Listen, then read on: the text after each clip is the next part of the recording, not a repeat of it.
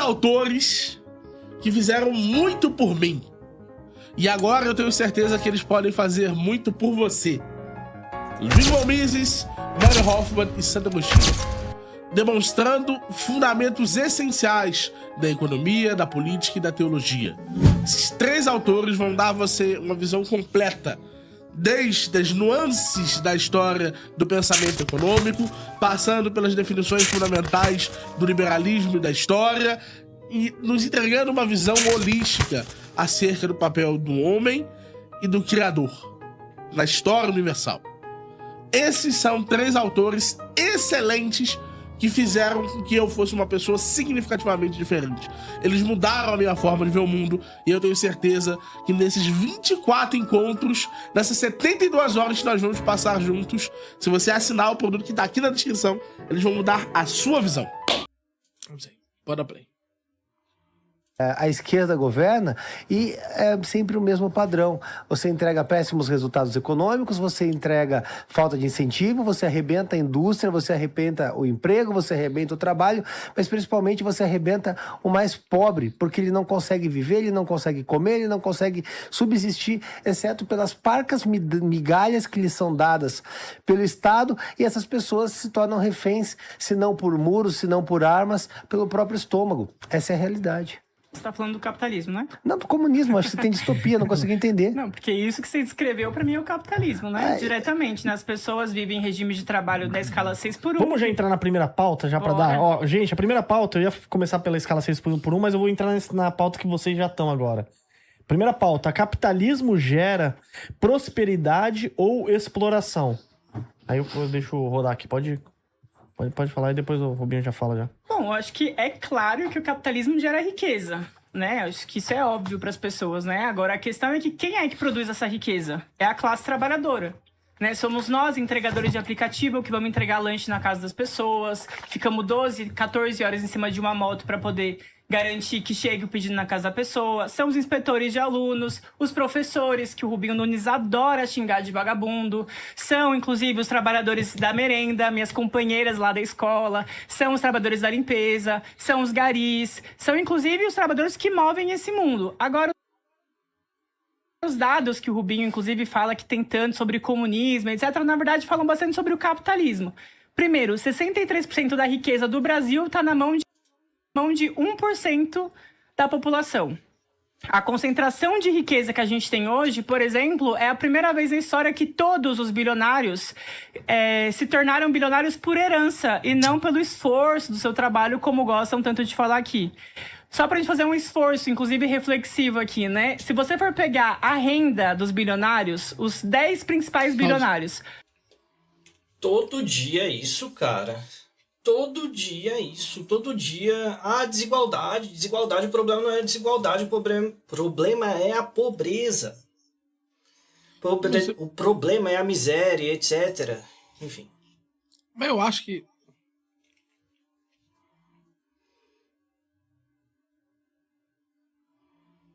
tem um problema sério aí.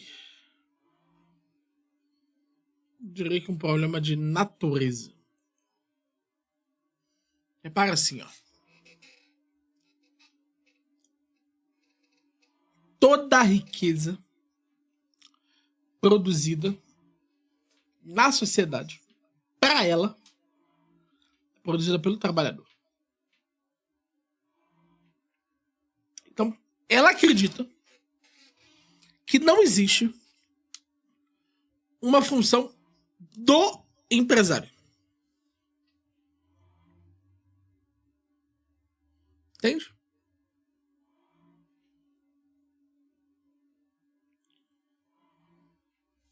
Não existe uma função que seja genuinamente feita pelo Elon Musk. Não existe uma função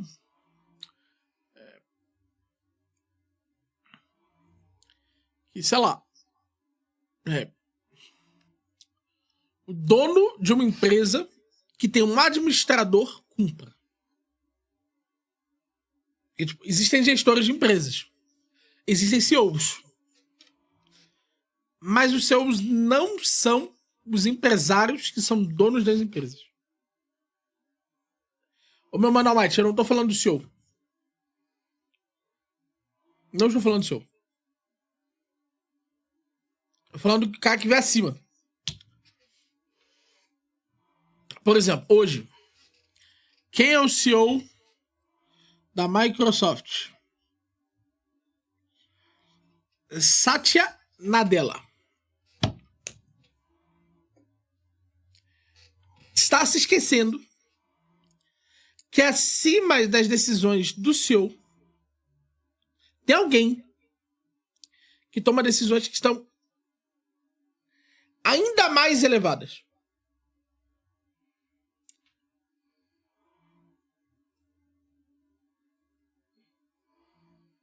É como se o empresário realmente não fizesse nada. Ela não... Se eu perguntasse a ela, o que faz o Bill Gates para que a Microsoft seja a empresa que é substancialmente diferente do que faz Nadella? Eu tenho certeza absoluta que ela não saberia responder.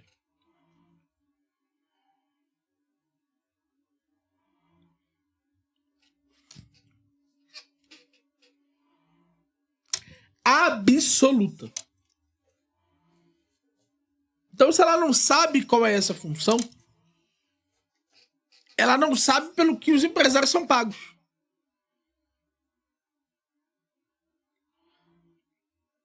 E se ela não sabe pelo que os empresários são pagos, a sociedade para ela é injusta em remunerá-los. Ela é realmente refém da ignorância dela. Travesti comunista ignora a existência de uma função empresarial. Que doido. Porque, não, falar, não, o problema não é a desigualdade e tal. Mas você tem que entender que não é isso que ele tá dizendo. É que pra ela, ele, sei lá, essas pessoas serem remuneradas é mal. Então, a desigualdade é um absurdo. Porque tem uma pessoa que não deveria ter dinheiro que tem. Entendeu? E meu mano Rascunho isso. Mas o Rascunho disse assim, ó. Nem Marx disse isso. A mais-valia é o que é alienado. Mas uma parte é sim remuneração do capital. Capital humano, né? Por lance por Marx, é porque ele diferenciava a remuneração pelo trabalho e a remuneração pela força do trabalho. Ele acreditava que apenas a força do trabalho era paga. Entende? O que é a força de trabalho? É o mínimo necessário para aquela força se reproduzir.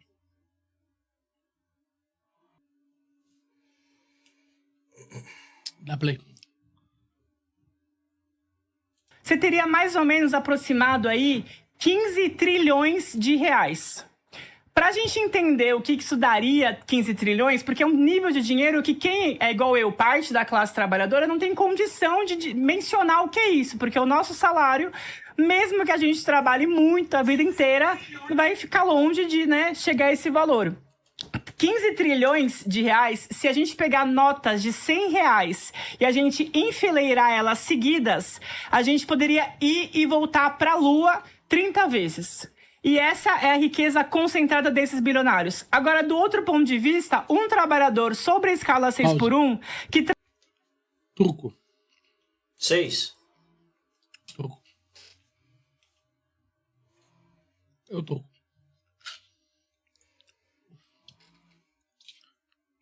Quanto é a riqueza concentrada de todos os bilionários do mundo. Troco.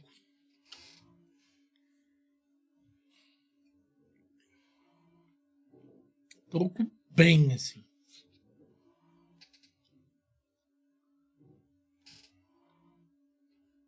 Troco bem. 15 trilhões, você falou? Vamos voltar. É a riqueza concentrada desses bilionários. Agora, do outro ponto de vista, 15 trilhões de reais, se a gente pegar notas de 100 reais e a gente 15 trilhões de reais. Todos os bilionários. enfileirar elas seguidas, a gente pode mencionar o que é isso, porque o nosso salário, mesmo que a gente trabalhe muito a vida inteira, vai ficar longe de, chegar a esse valor. 15 trilhões de reais, se a gente pegar notas de 100 reais e a gente enfileirar... Mas é do mundo ou do Brasil, mano? Os trabalhadores que movem esse mundo. Agora, os dados que o Rubinho, inclusive, fala que tem tanto sobre comunismo, etc., na verdade, falam bastante sobre o capitalismo. Primeiro, 63% da riqueza do Brasil está na mão de 1% da população. A concentração de riqueza que a gente tem hoje, por exemplo, é a primeira vez na história que todos os bilionários se tornaram bilionários por herança e não pelo esforço do seu trabalho, como gostam tanto de falar aqui. Só para a gente fazer um esforço, inclusive reflexivo aqui, né? Se você for pegar a renda dos bilionários, os 10 principais bilionários, você teria... Mais? Volta mais. Muita informação falsa. Acho que isso é óbvio para as pessoas, né? Agora, a questão é que quem é que produz essa riqueza? É a classe trabalhadora, né? Somos nós, entregadores de aplicativo, que vamos entregar lanche na casa das pessoas, ficamos 12, 14 horas em cima de uma moto para poder garantir que chegue o pedido na casa da pessoa. São os inspetores de alunos, os professores, que o Rubinho Nunes adora xingar de vagabundo. São, inclusive, os trabalhadores da merenda, minhas companheiras lá da escola. São os trabalhadores da limpeza, são os garis. São, inclusive, os trabalhadores que movem esse mundo. Agora, os dados que o Rubinho, inclusive, fala que tem tanto sobre comunismo, etc., na verdade, falam bastante sobre o capitalismo. Primeiro, 63% da riqueza do Brasil está na mão de 1% da população. 63% da riqueza do Brasil, 3% da riqueza está na mão de 1% do Brasil. 1% do Brasil.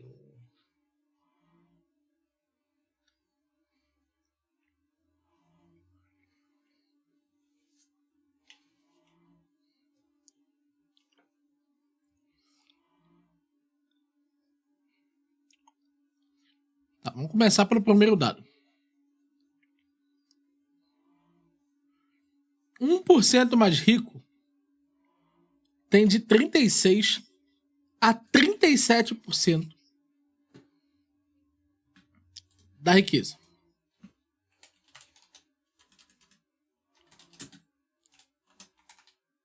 Isso veio de um número da Oxfam. Só que o número da Oxfam é muito diferente do número da Receita. Eu vou mandar de compartilhar o link. 27% a 37%. Eu vou te mandar o link aqui. Mandar link é link. Para não contaminar. 24.973. Quando eu ganhar isso de salário, eu sou 1% do Brasil? Bom. Uhum.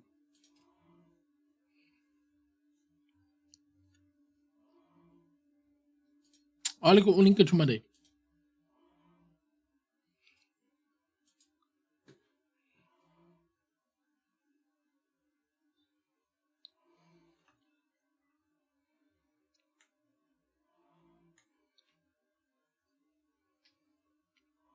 Vamos ler aqui, ó. Mas há um ponto técnico importante. Esse número não é igual ao dado oficial de patrimônio declarado no IRPF. Pelo relatório da Secretaria da Política Econômica e Ministério da Fazenda, usando dados do IRPF 2003, o último centésimo, isso é 1% superior dos declarados exaguerados por renda, concentrou 37% da riqueza declarada. O mesmo relatório diz que os 10% superiores concentram 64% da riqueza declarada. Ou seja, parece ser o caso que esse relatório do Oxfam está profundamente enviesado.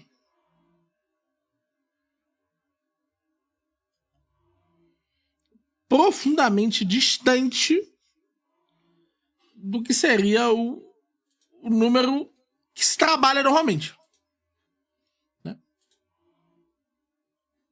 Beleza? Beleza. Segunda informação, volta lá.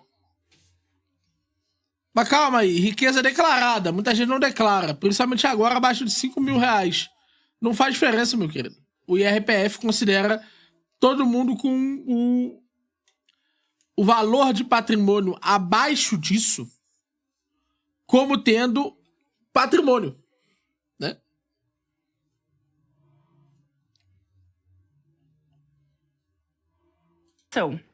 A concentração de riqueza que a gente Entendeu, tem meu hoje, mano? Porque não faz sentido. Se você tem mais declarações de pessoas abaixo, porque quem não tá declarando a princípio? Quem tá abaixo. O número da riqueza na mão dos bilionários ia diminuir e não aumentar. Entendeu, Rascunhos?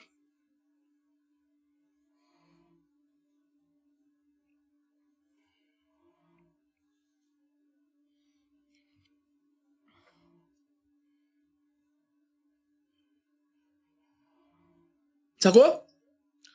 Quanto mais você declarasse, menos a parcela que tem mais teria. Sim, então a concentração é menor. Exatamente.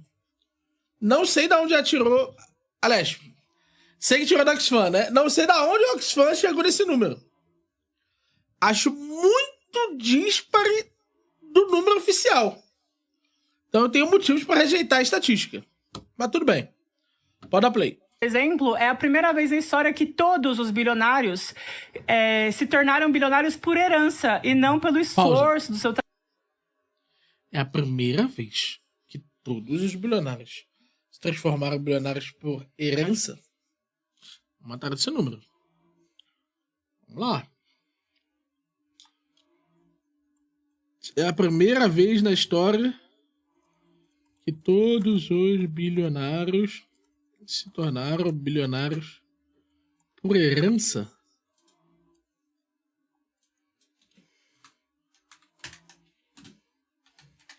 Não sei de onde tirou isso. Não sei.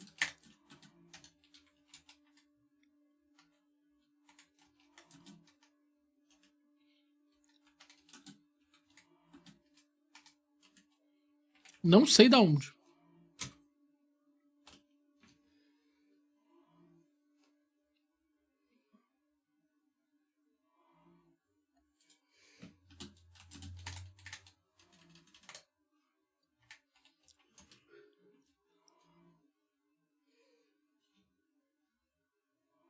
Nenhum levantamento ou lista oficial aponta que todos os bilionários brasileiros são exclusivamente herdeiros. O padrão do país é uma divisão equilibrada entre cerca de 50% e 60%. Deixa eu mandar aqui a conversa que o GPT me mandou. Estranho. Bota aí de novo. Aí, ó.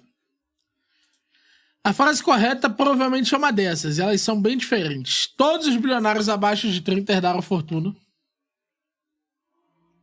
Isso é verdadeiro na lista da Forbes de 2024. Mas não foi pela primeira vez na história. Isso aconteceu a primeira vez em 2009.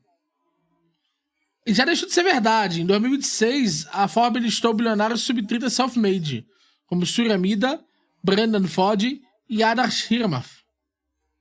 Pela primeira vez, novos bilionários acumularam mais riqueza por herança do que por empreendedorismo. É a tese do relatório BS 2023. 53 herdeiros receberam 150 bilhões, contra 84 novos bilionários com 140 bilhões. Ou seja, a herança superou o empreendedorismo no valor total. Não o número de pessoas, não significa todos. Em 2005 houve recorde de gente virando bilionário por herança. Também não significa todos. Segundo o cobertor do relatório BS 2005, 91 pessoas viraram bilionárias por herança. Mas 196 viraram bilionários por meio próprios no mesmo período. Não, mas acabou de falar que a OBS 2025 viu que 91 pessoas viraram bilionárias por herança, velho.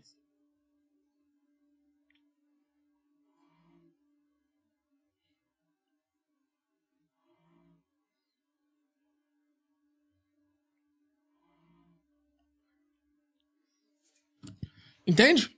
Mais uma estatística errada. Pode dar play. Não é isso. Trabalho como gostam tanto de falar aqui. Só pra gente fazer um esforço, inclusive reflexivo aqui, né? Se você for pegar a renda dos bilionários, os 10 principais bilionários. Okay. Então a renda dos principais bilionários. Da Play. Você teria mais ou menos aproximado aí 15 trilhões de reais. Pra gente entender o que isso daria 15 trilhões, porque é um nível de dinheiro que quem é igual... Então a renda... Olha que doideira. Quer dizer que a renda dos bilionários é de 15 trilhões. Gente.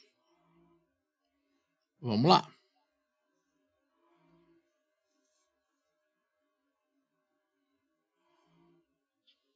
Mandar pra você isso aqui.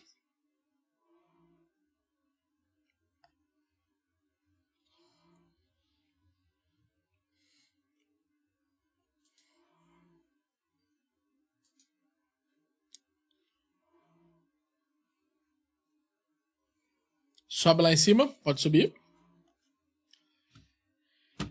A riqueza concentrada, que não é a renda, é o patrimônio deles, é de 20 trilhões de dólares. Se a renda deles fosse renda, não sei o que é anual, fosse de 15 trilhões, eles maximizariam o próprio patrimônio em 7 anos. O patrimônio deles deveria dobrar.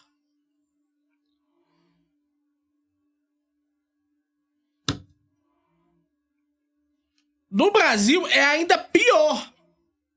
Porque os 71 brasileiros bilionários somados dão 291 bilhões. Aproximadamente 1,54 trilhão. Patrimônio. Aí vamos perguntar aqui, ó. Quanto é a renda dos bilionários do mundo? Mas ela tá falando só do Brasil. Não, falou do mundo. Falou do mundo. Você tá vendo que ela tá confundindo renda e patrimônio? Uhum.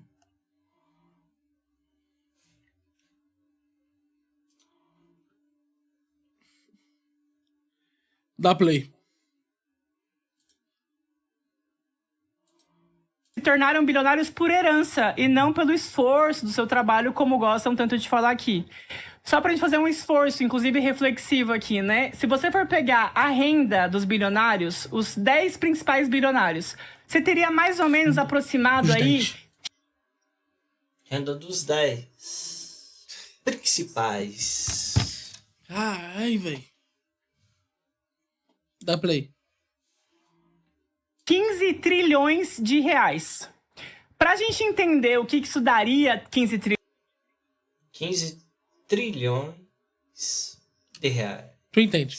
Todo o patrimônio dos 10 brasileiros, 10 principais brasileiros, é de 290 bilhões. É 1/10 disso. De patrimônio total. Mas ele falou do Brasil ou do mundo? Brasil.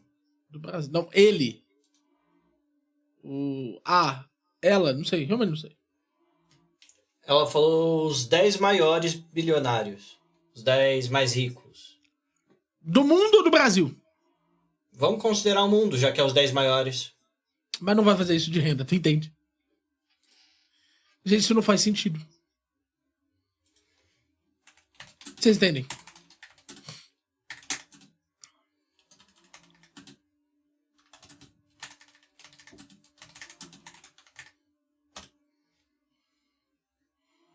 Não faz sentido isso, velho. Tem que ser eu.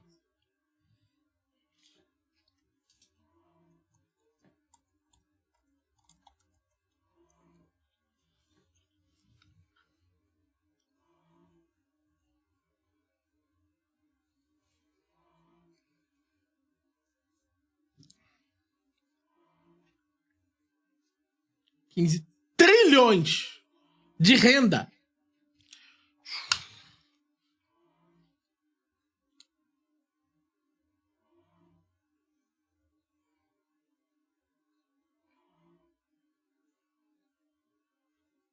Cadê? Tá muito pequeno pra mim. Ele foi burro, ele não entendeu não.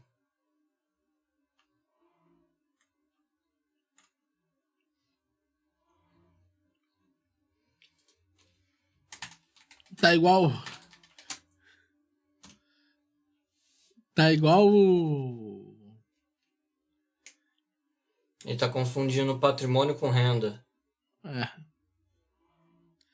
Igual travesti comunista.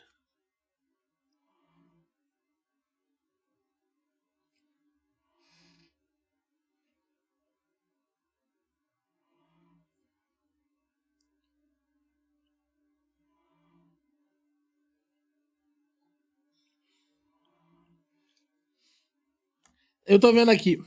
Se você somar o patrimônio líquido das 10 pessoas mais ricas do mundo, dá 3 trilhões. Que provavelmente é o que ele acha que é renda. Dólar? É, 3 trilhões de dólares. Aí dá 15. Exato. Entendeu? Não sabe a diferença entre renda e patrimônio. Dá 1,5 bilhão por mês de dólar. 7,94 bilhões por mês em reais. Isso em estimativa. Mas em suma, mano, não faz sentido. Só errou. Só não sabe o que é. Entendeu? Não sabe. Misturou renda e patrimônio. Como é que um cara desse quer fazer análise? Como que uma mulher desse quer fazer análise? Sei lá. Dá pra ir. Trilhões, porque é um nível de dinheiro que quem é igual eu, parte da classe trabalhadora, não tem condição de mencionar o que é isso, porque o nosso salário, mesmo que a gente trabalhe muito a vida inteira, Pausa. vai ficar longe. E tu vê que realmente é não saber. Porque tá fazendo com salário. Então acha que é renda mesmo. É. Entendeu? É realmente que acha-se que a renda é 15 trilhões. Mas é o patrimônio. Pode dar play. De, né, chegar a esse valor. 15 trilhões de reais, se a gente pegar notas de 100 reais e a gente enfileirar elas seguidas, a gente poderia ir e voltar para a Lua 30 vezes. E essa é a riqueza concentrada desses bilionários. Dá um look do lá outro no ponto Code Hack. Na Kik. de vista, um trabalhador sobre a escala 6x1 que trabalhe a vida inteira, ele teria que trabalhar para chegar mais ou menos no valor da pessoa mais rica hoje do Brasil, que é a Vic Safra, né? Para chegar na riqueza dela, ele teria que trabalhar 5 milhões de anos e não gastar Pausa. nada. Isso tá incluído. Pausa. Então vamos lá. Pessoa mais rica do Brasil não é a Vic Safra, é o Eduardo Saverin. Mas vamos fingir que é a Vic Safra.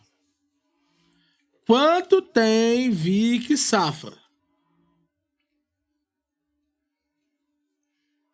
Ó, 16 bilhões de dólares. 16 bilhões de dólares. Isso dá um total de 81 bilhões de reais. 81, 0, 0, 0, 0, 0, 0, 0, 0, 0. Beleza? Passamos do milhão, 0, 0, 0, mil, milhares, milhão, milhões, bilhões. Agora vamos dividir por R$ 1.500. Essa é a conta que ele está fazendo. Isso dá 540 mil meses. Ok? Agora vamos dividir isso por anos. Isso dá... Tem que dividir por 12. Isso dá 4 milhões e 500 mil anos. Agora, vamos fazer uma conta simples. Digamos que ao invés de fazer isso, ele visse uma calculadora de juros. Calculadora de investimento de juros. E ele fizesse assim, ó.